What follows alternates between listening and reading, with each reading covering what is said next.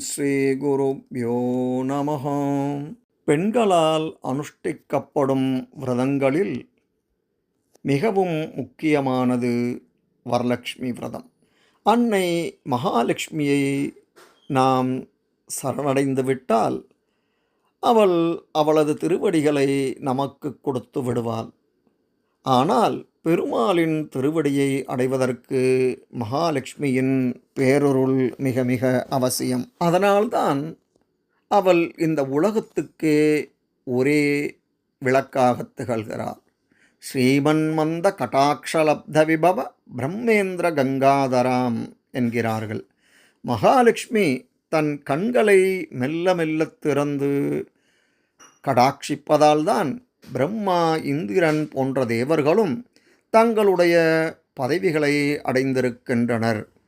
மந்த கடாட்சம் என்றால் அரும்பு மெல்ல மெல்ல மலர்வது போல மகாலட்சுமியும் தன் தாமரை கண்களை மெல்ல மெல்ல திறந்து கடாட்சிப்பாளாம். மகாலட்சுமி முகுந்தனுக்கு மிகவும் பிரியமானவள். அதனால்தான் அவளை முகுந்த பிரியாம் என்று ஸ்தோத்திரம் செய்கிறோம். முகுந்தனுக்கு மிகவும் பிரியமாக இருக்கக்கூடிய அன்னையை ஒரு முறை துர்வாச முனிவர் தரிசித்துவிட்டு அன்னை தமக்கு அளித்த நவரத்ன மாலையுடன் திரும்பி வருகிறார். வழியிலே தேவேந்திரன் தன்னுடைய வாகனமான ஐராவதம் என்ற வெள்ளை யானையின் மீது அமர்ந்தவனாக பவனி வந்து கொண்டிருந்தான். அவனை பார்த்த துர்வாசர் தாம் அன்னையிடம் பெற்ற நவரத்ன மாலையை இந்திரனுக்கு கொடுக்க நினைத்தவராக மாலையை அவன் பக்கமாக நீட்டுகிறார்.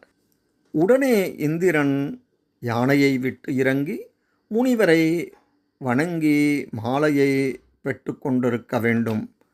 ஆனால் அவன் யானையின் மீதிருந்தபடியே தன் வஜ்ராயுதத்தை நீட்டி அதில் மாலையை பெற்று யானையின் மத்தகத்தின் மேல் வைத்தான்.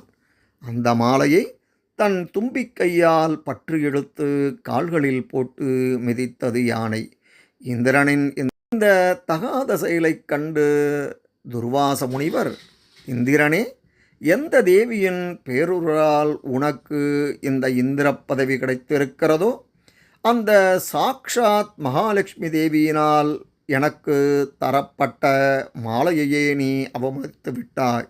எனவே உன்னுடைய இந்திர பதவி உன்னை விட்டு நீங்கட்டும், உன்னுடைய செல்வங்கள் எல்லாம் இல்லாமல் மறையட்டும் என சாபம் கொடுத்து விட்டார். இருமாப்புடன் நடந்து கொண்டதால் இந்திர பதவியை இழந்த இந்திரன் இழந்த பதவியை திரும்பப் பெற வேண்டுமானால் அந்த மகாலட்சுமியை ஸ்தோத்திரம் செய்வதைத் தவிர வேறு வழியில்லை என்பதை உணர்ந்தவனாக, நமஸ்தேஸ்து மகாமாயே ஸ்ரீபீட்டே சுரபூஜிதே சங்கசக்கர கதாஹஸ்தே மகாலட்சுமி நமோஸ்துதே என்று பலவாறாக மகாலட்சுமியை பிரார்த்தித்தான்.